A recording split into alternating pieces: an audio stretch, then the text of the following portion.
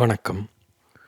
இதுவரையிலான காணொளிகளை பார்த்திருந்தீர்கள் என்றால், எனர்ஜி குறித்த அடிப்படையான புரிதல்கள் உங்களுக்கு கிடைச்சிருக்கும்.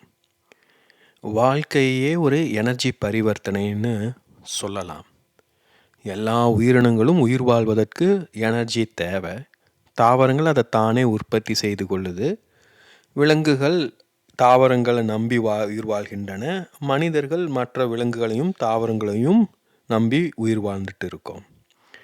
மனிதனுக்கு உணவு மற்றும் போதாது. உணவின் மூலமாக மட்டும் எனர்ஜி கிடைச்சா பத்தாது. அவனுக்கு வேறு பல எனர்ஜிகளும் தேவைப்படுது. அதனால தான் மனித வாழ்க்கை இவ்வளவு சிக்கலானதாக இருக்கிறது. கொஞ்சம் கவனித்து பார்த்தீங்கன்னா, ஒவ்வொரு பொருளுக்கும், ஒரு இடத்துக்கும், ஒரு மனிதருக்கும் ஒரு எனர்ஜி இருக்கும். இப்போ பொருளுக்கு ஒரு எனர்ஜி அப்படின்னா எப்படி சொல்கிறது? உங்களோட பேனா ஒன்று இருக்குது. அது உங்கள் அப்பா உங்களுக்கு பரிசாக கொடுத்த பேனா. அப்போ அதுக்கு மதிப்பு அதிகம் இல்லையா? ஒரு சாதாரண பேனாவுக்கும் அந்த பேனாவுக்கும் வித்தியாசம் இருக்குது. ஒரு சென்டிமெண்டல் வேல்யூ இருக்கும். அப்போது நீங்கள் இன்னும் அதை ரொம்ப அணுக்கமாக உணர்வீங்க உங்கள் அப்பா தந்ததுனால. இப்போ அப்பா உங்கள் கூட இருந்தார்னா அதோட மதிப்பு குறைவாக இருக்கும். அப்பா இல்லைன்னா இன்னும் மதிப்பு அதிகமாக இருக்கும்.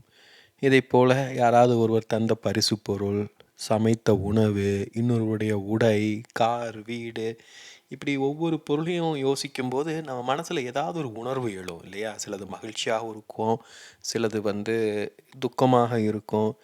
ஏதோ ஒன்று நம்ம மனநிலையை மாற்றுது. அப்போ அந்த பொருளுக்கு ஒரு எனர்ஜி இருக்குன்னு சொல்லலாம். அதை போலவே தான் ஒரு இடமும். ஒரு கோவிலுக்கு செல்வதும் சினிமா தேட்டருக்கு செல்வதும் ஒன்றா? பள்ளிக்கு செல்வதும் விளையாட்டு அரங்கத்துக்கு செல்வதும் ஒன்றா? ரெண்டும் வெவ்வேறு விதமான எனர்ஜிகளை நம்மிடம் ஏற்படுத்தும் இல்லையா? ஒரு கல்யாணம் நடக்கிற இடத்துக்கு போகிறதுக்கும் மருத்துவமனைக்கு போவதற்கும் வெவ்வேறு விதமான மனநிலைகள் வேணும் இல்லையா? ரெண்டு வெவ்வேறு விதமான எனர்ஜியை நம்மிடம் எதிர்பார்க்கும். அதே போல் தான் மனிதர்களும். சிலர் பார்த்தோன்னே நம்ம மகிழ்ச்சியாக உணர்வோம், சிலர் பார்த்தோன்னே நம்மளுக்கு பிடிக்காது, சிலர் சோகமாக இருப்பாங்க. இப்படி நிறைய இருக்குது. இது எல்லாத்தையும் கவனிக்கலாம். இதில் நம்ம கவனிக்க வேண்டிய விஷயம் என்னென்னா, பெரும்பாலும் ஒரு பொருளுக்கோ ஒரு இடத்துக்கோ இருக்கிற எனர்ஜி அதிகமாக மாற்றம் இருக்காது. அதில் அது அப்படியே தான் இருக்கும். ஆனால் மனிதர்களிடம் ஏற்படும் எனர்ஜியில் மாற்றம் இருந்துக்கிட்டே இருக்கும். நம்முடைய மூடுக்கு ஏற்ற மாதிரி, நம்ம காலைல சாப்பிட்டோமா இல்லையா, நல்லா தூங்கினோமா இல்லையா, ஆஃபீஸில் இன்னைக்கு காலையில் என்ன நடந்தது, இப்படி நிறைய விஷயங்களின் அடிப்படையில் நம்முடைய மனநிலை மாறிக்கிட்டே இருக்கும். அந்த எனர்ஜியும் மாறிக்கிட்டே இருக்கும். ஸோ இதை நம்ம நுட்பமாக கவனிச்சுக்கிட்டு இருக்கணும். ஏன்னா மனிதர்கள் தங்களிடம் அந்த ஏற்படும் எனர்ஜி மாற்றத்தின் மூலமாக மற்ற மனிதர்களிடம் எனர்ஜி மாற்றத்தை ஏற்படுத்துவார்கள். மற்ற பொருட்களில், இடங்களிலும் மாற்றத்தை ஏற்படுத்துவார்கள் இல்லையா? ஒரு இடமே ஒரு டல்லாக இருக்குது, திடீர்னு ஒருத்தர் வந்தாருன்னா முற்றிலும் அந்த எனர்ஜி மாறக்கூடும். இல்லை அதே சமயம் ஜாலியாக இருக்கிற இடத்துல ஒருத்தர் வந்தாருன்னா டக்குன்னு எல்லாம் அமைதியாகிடுவோம். அதுவும் நிகழக்கூடும் இல்லையா? அதே போல் ஒரு பொருள் இருக்குது, ஒரு விதமாக எல்லாம் ஆர்கனைஸ் பண்ணியிருக்கு. ஒருத்தர் அதை மாற்றி அமைக்கலாம். ஒரு சாதாரண ஒரு வீட்டில் ஒரு அழகான ஒரு ஃப்ளவர் வாஷு கொண்டு வந்து வச்சோம்னா அந்த இடமே மாறும். ஸோ இப்படி நிறைய நம்ம எனர்ஜியை மாற்ற முடியும். இதை நம்ம கவனிக்கணும், கொஞ்சம் நுட்பமாக கவனித்து புரிஞ்சுக்கோங்க. ஏன்னா சிலவற்றை மாற்றுவதற்கு நிறைய முயற்சி தேவைப்படும், செலவு தேவைப்படும். சிலவற்றுக்கு அப்படிலாம் எதுவுமே இல்லை. ஒரு புன் சிரிப்பு போதும், அந்த இடத்தோட எனர்ஜியே மாறக்கூடும் இல்லையா? ஸோ இதெல்லாம் நம்ம கவனிக்கணும். ஏன் அப்படின்னா, நான் முன்னாடியே சொன்னது போல் நம்ம ஒவ்வொருவரிடமிருந்தும் ஒரு எனர்ஜி வெளிப்படும். அந்த எனர்ஜியை எல்லாரும் விரும்புவார்களா இல்லையான்லாம் தெரியாது நம்மளுக்கு. அதே சமயம் நம்ம எனர்ஜியை பல்வேறு விதங்களில் வெளிப்படுத்தி கொள்வோம். இப்போது என்னோடய குரலின் மூலமாக வரும் எனர்ஜியை மற்றும் நீங்கள் கேட்குறீங்க. இப்போ இந்த குரல் கேட்பதற்கு ஆறுதல் தருவதாக, இதம் தருவதாக, நான் பேசுவது அர்த்தம் பொதிந்ததாக, உங்களுக்கு பயனுள்ளதாக இருந்தால் நீங்கள் கேட்டுக்கிட்டு இருப்பீங்க. என்னோடய உடலில் இருந்து வரும் எனர்ஜி உங்களுக்கு தெரியாது. என் உடல் நாற்றம் எடுக்குதா என்ன, நான் குண்டாக இருக்கேனா ஒல்லியாக இருக்கேனா, அதெல்லாம் இங்கே முக்கியம் கிடையாது. அதே மாதிரி என்னோடய புகைப்படத்தையோ இல்லை வேறு ஏதாவது காணொலியோ பார்த்தா அதன் மூலமாக இன்னும் எனர்ஜி நீங்கள் இன்னும் கிரகித்து கொள்ள முடியும், குரலை கடந்து நம்ம எல்லோருமே வந்து பார்த்திங்கன்னா, ஒருவருடைய முகத்தை, அவருடைய உருவத்தை அறிந்து கொள்ள விரும்புவோம். ஏன்னா, எப்பவுமே உடலிலிருந்து வரும் எனர்ஜி தான் முழுமையானது. இப்போ குரல்ல இருந்து மட்டும் தான் கேட்குறீங்க. முழுமையாக நான் பேசுகிற ஒரு காணொளி மூலமாக பார்த்தீங்கன்னா, இன்னும் உங்களுக்கு ஒரு நம்பிக்கையும், ஒரு புரிதலும் கூடும். ஏன்னா, ஒருவர் பேசுவத பார்க்கும்போது வேறு விதமான எனர்ஜி வரும். பேசுவதை கேட்கும்போது வேறு விதமான எனர்ஜிய உணருவோம். அதுவே பேசாம நேர்ல ஒருத்தர சந்திச்சோம்னா, வேறு விதமாக உணருவோம். இப்ப இதையெல்லாம் நாம கவனிக்கணும். இது ஏன் முக்கியமா சொல்றேன் அப்டின்னா, நாம பெரும்பாலும் நம்மள உடல்ல எனர்ஜி 2 விதங்கள்ல உணருவோம். ஒண்ணு உடலில் இருக்கும் எனர்ஜி, இன்னொன்னு மனதில் இருக்கும் எனர்ஜி. உடல்ல நம்ம சில சமயம் உற்சாகமா இருப்போம், சோம்பலாக இருப்போம். அதேபோல மனதில் சில சமயம் உற்சாகமாக இருப்போம், சோம்பலாக இருப்போம். இப்போ நாம உணரும் எனர்ஜியும், மற்றவர்கள் உணரும் எனர்ஜியும் வேறு மாரியாக கூட இருக்கலாம். இது நான் என்னுடைய அனுபவத்தில் உணர்ந்திருக்கேன். ஏன்னா, என்னுடைய மனம் குழம்பி தவிச்சுக்கிட்டு இருந்தபோது, மற்றவங்க எல்லாம் என்னுடைய உடலில் வரும் எனர்ஜிய தான் பார்க்குறாங்கன்னு எனக்கு புரிஞ்சுச்சு. ஏன்னா, எனக்குள்ள ஏகப்பட்ட குழப்பங்கள் இருக்கு, கேள்விகள் இருக்கு. நான் அத பத்தி யோசிச்சுக்கிட்டு இருப்பேன். ஆனா, மத்தவங்களுக்கு அத பத்தி தெரியாது இல்லையா? என் மனசுக்குள்ள என்ன ஓடிக்கிட்டு இருக்குன்ட்டு. அவங்க என் உடல பார்ப்பாங்க. என் உடல் அமைதியா இருக்கு. எந்த தெளிவும் இல்ல, குழப்பமும் இல்ல. அப்படிங்கும்போது, அவங்க நெனைப்பாங்க, மனசும் அமைதியா இருக்கு, ஆறுதலா இருக்கு அப்படின்னு நெனைச்சுக்குவாங்க. ஆனா, அது வந்து நீண்ட கால என்னுடைய தியான பயிற்சியின் மூலமாக அது எனக்கு கை வந்திருக்கு. இது வந்து எனக்கு புரிதலே இல்ல. ஏன்னா நான் வ வ எ என்னோட மனத தான் அதிகம் கவனிச்சுக்கிட்டு இருப்பேன். அப்புறமா இந்த எனர்ஜி குறித்த புரிதல், உணர்ச்சிகளை பற்றின புரிதல் வந்ததுக்கு அப்புறம் தான், எனக்கு எனர்ஜிய நன்றாக புரிந்து கொள்ள முடிஞ்சுச்சு. ஏன்னா, அ எனர்ஜிய நம்ம பெரும்பாலும் உணர்ச்சிகளாக தான் உணருவோம். நான் பெரும்பாலும் என்னுடைய உணர்ச்சிகள வெளியில காமிச்சுக்க மாட்டேன். அதனால எல்லாரும் நான் அமைதியா இருக்கேன்னு நெனச்சுக்குறாங்க. இப்ப இத கவனிக்கணும். ஏன்னா, இது ஒரு பெரிய மாற்றத்த எனக்கு உருவாக்கி தந்தது. ஏன்னா, பொதுவா நான் ம ம யாரையும் அவ்வளவா சந்திக்க விரும்ப மாட்டேன். எ எதுக்கு தொல்ல அப்படின்னு ஏதாவது நெறைய கேள்விகள் இருக்கும். நான் பேசுற விஷயங்க பிடிக்காது, அப்படி இப்படின்னு நானே நெனச்சுக்குவேன். அப்புறமா நான் நேரில் மனிதர்களை சந்திக்கத் தொடங்கிய பிறகு, என்னுடைய எனர்ஜிய பற்றின புரிதல் உருவாகத் தொடங்க பிறகு தான் எனக்கு மனிதர்களை நான் அடிக்கடி சந்திக்கத் தொடங்குனேன். அந்த புரிதல் எல்லாம் கெடைச்சுச்சு. இப்ப நம்மளும் இப்படி நெனச்சுக்கிட்டு இருக்கலாம். நாம வந்து விரும்பத்தகாத நபர், நம்ம யாருக்கும் நம்மள பிடிக்காது அப்படிலாம் நம்ம நெனச்சுக்கிட்டு இருக்கலாம். அதான் நம்ம மனசில் இருக்கும் எண்ணங்கள். ஆனா, நம்முடைய உடலில் இருந்து வரும் எனர்ஜி வேறையாக இருக்கலாம். இது ரொம்ப முக்கியமா கவனிக்கணும். அதே சமயம் நான் ஏற்கனவே சொல்லியிருக்கிறது போல பல இடங்கள்ல, நம்முடைய இதயத்தில் இறுக்கம் இருந்தது அப்படின்னா, நம்முடைய உடலின் எனர்ஜி 2ஆக பிரிஞ்சிரும். நம்ம உடலில் இருக்கும் கீழே இருக்கும் 3 சக்கரங்களும் உடலை மையமாக வைத்து செயல்படுபவை. மேலே இருக்கும் 3 சக்கரங்களும் மனதை மையமாக வைத்து செயல்படுபவை. அப்போ எனர்ஜி வந்து உடல் அளவிலும், மனதளவிலும் பிரிஞ்சிடும். இத நீங்க நல்லா கவனிக்கலாம். அப்படியே டல்லா, சோம்பலாக இருப்போம். திடீர்னு யாரோ ஒருத்தர் பார்த்தோன்னே அப்படியே குஷி ஆயிடுவோம். ஒரு பாட்டு கேட்ட உடனே பரவசம் அடைவோம். அப்ப என்ன ஆகுது அப்படின்னா, நமக்குள்ள அங்க தேங்கி போயிருக்கிற எனர்ஜி, அந்த நிகழ்வின் மூலமாக தூண்டப்பட்டு மேலே வருகிறது. இப்போ நம்முடைய இதயத்தில் இறுக்கம் எதுவும் இல்ல அப்படிங்கிற பட்சத்துல, அந்த மாற்றத்தை நம்மால சரியாக கையாள முடியும். அந்த எனர்ஜி எப்படி மாறுதுங்கிறத நம்ம கவனிச்சு கையாள முடியும். ஆனா நம்ம இதயத்தில் இறுக்கங்கள் நெறைய இருக்கு. நம்ம நெறைய உள்ளுக்குள்ள அமுத்தி வச்சிருக்கோம் அப்படிங்கும்போது, அது வந்து நம்ம கையில இருக்காது. நம்ம கட்டுப்பாட்டுக்குள்ள இருக்காது. நீங்க கவனிச்சு பார்த்தீங்கன்னா, குழந்தைக, டீனேஜ் பசங்க, பொண்ணுகள்லாம் பார்த்தீங்கன்னா, தலகால் புரியாம இருப்பாங்க. ஏன்னா, அவங்க உடல்ல இருக்கிற எனர்ஜி வந்து இன்னும் நிலையில்லாம தவிச்சுக்கிட்டு இருக்கு. உதாரணத்துக்கு இப்போ நீங்க மைக்கேல் ஜாக்சன் வீடியோவெல்லாம் பார்த்தா, இல்ல பல பாடகர்கள், இந்த மாரி நடிகர்கள் இவங்களோடதெல்லாம் பார்த்தா தெரியும் இல்லையா? எவ்வளவு இளைஞர்கள், பெண்கள் எல்லாம் எப்படி அவங்க மேல பைத்தியமா இருக்காங்கன்ட்டு. என்ன நடக்குதுன்னா, அவங்களால அவங்க எனர்ஜிய கட்டுப்படுத்த முடியல.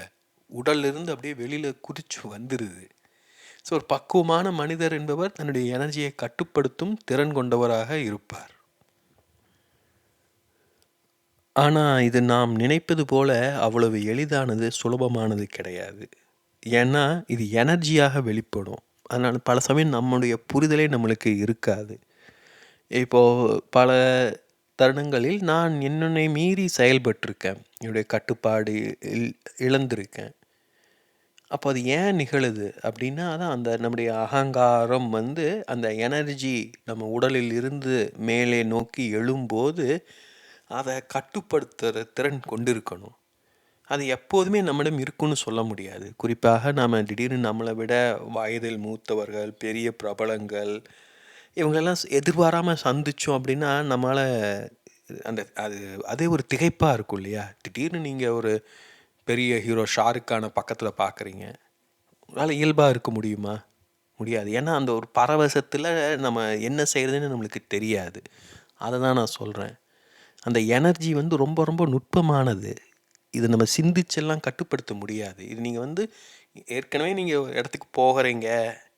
இப்ப அந்த இடத்துல யாராவது முக்கியமான நபர் வரக்கூடும்னு முன்னாடியே நீங்க தெரிஞ்சிருந்து மனதளவில் தயாராக இருந்தீங்கன்னா, எனர்ஜிய ஹேண்டில் பண்ண முடியும். ஏன்னா, அகங்காரம் தயாராக இருக்கும். இப்ப எதிர்பாராம நிகழும்போது நம்மளால அத ஹேண்டில் பண்ண முடியாது. அதனால தான் கவனிச்சு பார்த்தீங்கன்னா, நம்ம பலரும் வந்து பார்த்தீங்கன்னா, திருவிழாக்கள், பண்டிகைகள், விளையாட்டு போட்டிகள், சினிமா இதெல்லாம் ரொம்ப விரும்புவோம். ஏன்னா, நம்மளுக்குள்ள எனர்ஜி தேங்கி கிடக்கு. அது வெளியில வர துடிச்சுக்கிட்டு இருக்கு. அதுக்கு வாய்ப்பு இல்ல. விளையாட்டு போட்டியில போறோம், சிக்ஸர் அடிச்சாங்கன்னா, நம்மளும் கூட்டத்தோட கூட்டமா சேர்ந்து கத்தலாம். நம்மள மீறி மத்தவங்க கத்துறாங்கங்கும்போது, அவங்க நமக்குள்ள தேங்கி இருக்கிற எனர்ஜியும் உள்ள பிடிச்சு இழுத்துருவாங்க.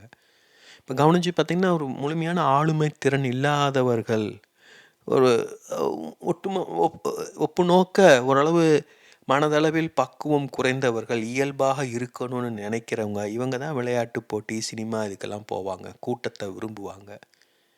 ஒருவர் வந்து தன்னுடைய அடையாளத்த சரியாக பேணணும்னு நினைக்கிறேன் அப்படின்னா, அவங்க வந்து கூட்டத்த விரும்ப மாட்டாங்க. ஏன்னா கூட்டத்தில் அவங்க தன்னை இழந்துவிடக்கூடும். அந்த எனர்ஜி வந்து அவங்கள மீறி செயல்படக்கூடும். இதெல்லாம் நம்ம ரொம்ப முக்கியமா புரிஞ்சுக்கணும். ஏன்னா இதன் அடிப்படையில தான் நம்ம பார்ட்டிகள விரும்புறோம், நண்பர்கள விரும்புறோம். யோசிச்சு பாருங்க. நீங்க யாரையெல்லாம் விரும்புறீங்கன்னு யோசிச்சு பாருங்க. உங்கள யாரெல்லாம் விரும்புறாங்கன்னு யோசிச்சு பாருங்க. அப்போ நம்ம அறியாம நம்ம ஏதாவது ஒரு எனர்ஜி அவங்களோட பகிர்ந்துக்கிட்டு இருப்போம். அவங்களோட எனர்ஜி நம்மளுக்கு பிடிச்சிருக்கும். நம்மளோட எனர்ஜி அவங்களுக்கு பிடிச்சிருக்கும். இத ரொம்ப நுட்பமாக கவனிக்கணும். ஆனா எனர்ஜிங்கிறது வெறுமனே நம்ம பேசுற விஷயங்கள்ல மற்றும் கிடையாது. நம்ம அணியும் உடை, நாம் சாப்பிடும் உணவு இப்படி நெறைய இருக்கு. உங்களுக்கு பிடிச்ச நபருக்கே வந்து நீங்க ஒரு அந்நியமான உடையில போனீங்கன்னா, அவங்க உங்ககிட்ட எப்பவும் பேசுவது போல பேச மாட்டாங்க. இல்லையா? இப்ப இதெல்லாம் நம்ம கவனிக்கணும். இத கவனிக்க தொடங்குனோம்னா, நம்ம வாழ்க்கையை எனர்ஜியாக பார்க்க முடியும். எனர்ஜிங்கிறது நம்முடைய மனநிலை, உணர்வு நிலை தான். நம்ம மகிழ்ச்சியா இருக்கோமா? துக்கமா இருக்கோமா? அ சோம்பலாக இருக்கோமா? உற்சாகமா இருக்கோமா? கோபமா இருக்கோமா? இதையெல்லாம் கவனிச்சுக்கிட்டே இருக்கிறது தான் எனர்ஜி. இப்ப கவனிச்சு பார்த்தீங்கன்னா, இது வந்து சிந்தனையை கவனிப்பது, எண்ணத்தை கவனிப்பது இன்னும் ஆழமானது. ஏன்னா, ஒரு இடத்துல எனர்ஜி இருக்கும். இப்ப இதன் அடிப்படையில தான் வந்து பார்த்தீங்கன்னா, அமானுஷ்ய சக்திகள குறித்தெல்லாம் நம்பிக்கை நிலவுது. இப்ப எனக்கு அந்த அனுபவங்கள் கிடையாது. ஆனா, என்னுடைய ஆசிரியர்கள், எனக்கு தெரிந்த பலரும் வந்து பார்த்தீங்கன்னா, அவற்றையும் உணரும் திறன் கொண்டவர்கள். அவங்க உடலால அதெல்லாம் உணர்றான்னு சொல்றாங்க. ஒரு இடத்துக்கு போனாலே, அவங்க அந்த இடத்துல இருக்கிற எனர்ஜி உணர முடியும். நானும் வேறு விதமான எனர்ஜிகள்லாம் உணர்ந்திருக்கேன். பட் இந்த அமானுஷ்ய சக்திகள் எல்லாம் எனக்கு பரிச்சயம் கிடையாது. இப்போ இதெல்லாம் சொன்னனே, இது முழுக்க முழுக்க உடலால் உணர முடியும் எனர்ஜிய. நம்ம உணர்ச்சிகள வந்து உணர முடியும். உணர்ச்சிகள் ஒரு விதத்தில வந்து பார்த்தீங்கன்னா, ஒரு கண்டென்ஸ்டு ஒரு அடர்த்தியான எனர்ஜின்னு சொல்லலாம். எண்ணங்கள் உணர்ச்சிகள காட்டிலும் கொஞ்சம் மென்மையானவைன்னு சொல்லலாம். ஆனா, எனர்ஜி இன்னும் எண்ணங்களை காட்டிலும் மென்மையானது. ஒரு எனர்ஜியில மாற்றம் ஏற்படும்போது தான் எண்ணமே உருவாகும். இப்போ உங்க மனசுல ஒரு சிந்தனை தோன்றுது, காஃபி சாப்பிடணும்னு எண்ணம் வருது அப்படின்னா, அதற்கு ஏதோ ஒரு தூண்டுகோல் இருந்திருக்கணும். இல்லையா? உங்களை அறியாம காஃபி மணம் நீங்க நுகர்ந்திருக்கக்கூடும். ஏதாவது நீங்க இணையத்த பார்த்துட்டு இருக்கும்போது காஃபியோட ஃபோட்டோவ பார்த்துருக்கலாம். உங்க ஆழ் மனதில் திடீர்னு காஃபி குடுத்த நினைவு எழுந்திருக்கலாம். சொல்ல முடியாது. இல்லையா? நம்ம எண்ணம் எழுந்ததுக்கு அப்புறம் தான் அத நம்ம கவனிப்போம். ஆனா, அதற்கு முன்னாடியே எனர்ஜியில் மாற்றங்கள் ஏற்படும். கொஞ்சம் யோசிச்சு பாருங்க. ஒரு செயல செய்யணும் அப்டின்னா, அதற்கு முன்னாடி அந்த செயல நிகழ்வதற்கான சூழல் உருவாகி இருக்கணும். அந்த சூழல் உருவாகுவதற்கு நீண்ட காலம் எடுத்திருக்கணும். இப்ப கல்யாணம் நடக்குது அப்டின்னா, கல்யாணம் ஒரு நிகழ்வு. கல்யாணம் பண்ணலாம்னு ஒரு எண்ணம் உருவாகுது. அந்த கல்யாணம் பண்ணலாம்னு எண்ணம் எப்படி உருவாகுது? அந்த கல்யாண வயதில் இருவேர் இருக்கிறதுனால தானே. அந்த இருவர் உருவாக்குவதற்கு பல வருடங்கள் ஆகியிருக்கும் இல்லையா? அப்போ அந்த கல்யாணம் நிகழ்வதற்கான எனர்ஜி எப்போவோ கிரியேட் ஆயிடுச்சுன்னு சொல்லலாம் இல்லையா? அந்த சாத்திய கூறு உருவாயிருச்சுன்னு சொல்லலாம் இல்லையா? ஸோ இந்த கோணத்தில் நம்ம கவனிக்க பார்த்தோன்னா வாழ்க்கையை முற்றிலும் வேறு விதமாக பார்க்கலாம். அப்போ நம்ம எனர்ஜியை தான் கவனிப்போம். ஒருத்தர் சொல்லும் சொல் அப்படின்னா அந்த சொல்லிலிருந்து வரும் எனர்ஜி தான் நம்மளுக்கு முக்கியம். அந்த நபர் நம்மளுக்கு முக்கியம் கிடையாது. நம்மளை ஒருத்தர் திட்டலாம், மேபி அந்த திட்டு நம்மளுக்கு வலியை தருவதாக இருக்கலாம். அந்த திட்டிலிருந்து வெளிப்படுவது என்ன? அந்த எனர்ஜி. அந்த எனர்ஜி நம்மளுக்கு ஏதோ ஒரு காரணத்தால் தேவைப்பட்டிருக்கு. அப்போது அவர் அந்த வார்த்தைகள் மூலமாக அந்த எனர்ஜியை நம்மளுக்கு தந்திருக்காருன்னு நம்ம எடுத்துக்கணும். அதை விட்டுட்டு நம்ம அதை பர்சனலாக எடுத்துக்கிட்டு நீ யார் என்ன கேட்குறதுக்கு, நீ எவ்வளோ ஒழுக்கம் தெரியுமா அப்படின்னு நம்ம ஆரம்பித்தோம் அப்படின்னா நம்ம இன்னும் எனர்ஜியை குழப்பி விடுறோம். ஸோ இதில் நம்ம பங்கை மட்டுமே கவனித்தா போதும். அதாவது எனர்ஜியை நம்ம ஒருவரிடம் பகிர்ந்துக்கிறாங்க, நாம் ஒருவரிடம் பகிர்ந்துக்கிறோம். அதை தான் நம்ம கவனிக்கணும். நம்ம ஒருத்தர் திட்டுறாரு, சரி, அந்த எனர்ஜி நம்ம வாங்கிட்டோம். அது பதிலுக்கு எதுவும் செய்யாமல் இருந்தோம்னா நம்ம எனர்ஜியை கட்டுக்குள்ளே வச்சுருக்கோன்னு பொருள். அது வலிக்குதா, சரி, அது நம்முடைய விஷயம். ஏன்னா அதுக்கு பதில் வினை எதிர்வினை புரிஞ்சேன் அப்படின்னா நான் என்னோடய எனர்ஜியை வேறு விதத்தை வெளிப்படுத்துகிறேன். அப்போ அதற்கு நான் பொறுப்பெடுத்துக்கணும் இல்லையா? இப்போ இப்படி நம்ம எனர்ஜியை வெளிப்பாட்டை கவனிக்க தொடங்கினோம்னா நம்மளுடைய எண்ணங்கள், சொற்கள், செயல்கள் எல்லாமே அமைதியாயிடும். அதை நீங்கள் ரொம்ப நுட்பமாக உணரலாம். என்ன ஒரு உதாரணம் ஒரு எனர்ஜி ஹீலர், ஒரு மாஸ்டர், சீனாக்காரர், 5 அடி தான் உயரம் இருப்பார். அவர் ஒரு இராணுவ வீரர், 6.5 அடி உயரம் இருப்பார். ஆஜாகுபானவர் ஒருவர். இவர் அட்டாக் பண்ண வரும்போது இவர் ரொம்ப குட்டியாக இருப்பார். அசால்ட்டாக அவர் ஹேண்டில் பண்ணுவார். அப்போ அது எப்படின்னும் போது அதான் சொல்லுவார், அது எனர்ஜி. அவன் அந்த கையை அவன் ஓங்கிறதுக்கு முன்னாடி எனக்கு தெரியும் அவன் கையை ஓங்க போகிறான்ட்டு. ஏன்னா உடலில் அசைவுகள் நிறைய இருக்குது. அவ்வளோ நுட்பமாக கவனிக்கும் திறன் கொண்டவர்கள் அவர். ஸோ இதை நீங்கள் கவனிச்சிங்கன்னா ரொம்ப ஆச்சரியமாக இருக்கும். நம்ம பொதுவாக என்ன நினைக்கிறோம், எண்ணங்களே இல்லாமல் அமைதியாக இருப்பது தான் ஆறுதல் தருவதுன்னு நினச்சிக்கிட்டு இருக்கோம். இல்லை, எண்ணங்கள் இல்லை அமைதியாக இருந்தாலும் அப்போ எனர்ஜி இறுகி போய் இருக்கலாம். எவ்வளோ பேர் உம்முன்னு உருன்னு இருக்காங்க, அமைதியாக இருக்காங்களா? வெளியில் பார்க்கறக்கு அமைதியாக இருக்காங்க, உள்ளுக்குள்ளே அவ்வளோ இறுக்கம் கூடி இருக்கும். அப்போ எனர்ஜி இறுகி போய் தேங்கி போய் இருக்கும். அப்போ துக்கமும் வலியும் இருக்கும். இப்போ அந்த இறுக்கத்தை எல்லாம் நீக்கி அதில் இருக்கிற எனர்ஜியெல்லாம் நம்ம விடுவிக்கும் போது அப்போ தான் நம்ம உண்மையான ஒரு ஆறுதலையும் அமைதியையும் உணர்வோம். கவனித்து பார்த்தீங்கன்னா இது எண்ணத்தையும் கடந்தது. வெறுமனை சிந்திப்பதை பற்றி பேசலை. நல்ல எண்ணங்களை சிந்தியுங்கள், தீய எண்ணங்களை தவிருங்கள்னு சொல்லலை. இது எனர்ஜி அளவில் நம்முடைய உடல் இறுகி போயிருக்குன்னா நம்மை அறியாமல் ஏதாவது ஒரு எனர்ஜி நம்மிடமிருந்து வெளிப்படும். கோபமாக எதையாவது பேசுவோம், திட்டுவோம், எப்படியாவது ஏதோ ஒரு விதத்தில் நம்ம எதிர்மறையாக நடந்து கொள்வோம். ஏன்னா அந்த உடலில் இருக்கும் எனர்ஜிகள் அந்த தேங்கி போயிருக்கும் எனர்ஜிகளை சுட்டி காட்டுகின்றன. அது எப்பாவது ஒரு பக்கம் ஏதோ ஒரு நாள் வெளிப்பட்டே தீரும். நான் கவனித்து பார்த்தீங்கன்னா கோபமாக இருக்கிறவங்க ஒரு வார்த்தை சொல்லணும்னு அவசியம் கிடையாது, ஆனால் நம்மளால் அது உணர முடியும். இதெல்லாம் நுட்பமான விஷயங்கள். நாம் தான் கவனிக்கணும். எந்த அளவு கவனிக்கிறோமோ அந்த அளவுக்கு நம்முடைய புரிதல் கூடும். இது ஒரு முக்கியமான ஒரு மாற்றம்னு நான் நினைக்கிறேன். பர்சனலாக என்னுடைய வாழ்க்கையில் ஒரு பெரிய மாற்றத்தை இது உருவாக்கி இருக்கு. இதெல்லாம் அறிவுபூர்வமாக புரிந்து கொள்ள முடிஞ்சது. இப்போ தான் கொஞ்சம் கொஞ்சமாக நான் உணர்வு பூர்வமாக இதை உணர்ந்துட்டு வர்றேன். ஏன்னா என்னுடைய உடலில் இருக்கும் இறுக்கங்களை என்னால் இப்போது போக்க கொள்ள முடிஞ்சிருக்கு. அதனால் எனர்ஜியை என்னால் இன்னும் நுட்பமாக அவதானிக்க முடியுது, உணர முடியுது. அதனால நான் உடலில் வாழ்தல்னு சொல்லிட்டு உடலை மையமாக வைத்து எல்லாத்தையும் முன்வைக்கிறேன். ஏன்னா எனர்ஜிக்கு அடிப்படை நம்முடைய உடல். உடலில் இறுக்கம், வலி, நோய் ஏதாவது இருந்தது, நம்ம ஒழுங்காக தூங்கலை, சாப்பிடலை, ஒழுங்காக செரிக்கலை அப்படின்னா அது நம்முடைய எனர்ஜியை பாதிக்கும், நம்முடைய உடல்நிலையை பாதிக்கும், நம்முடைய மனநிலையை பாதிக்கும்.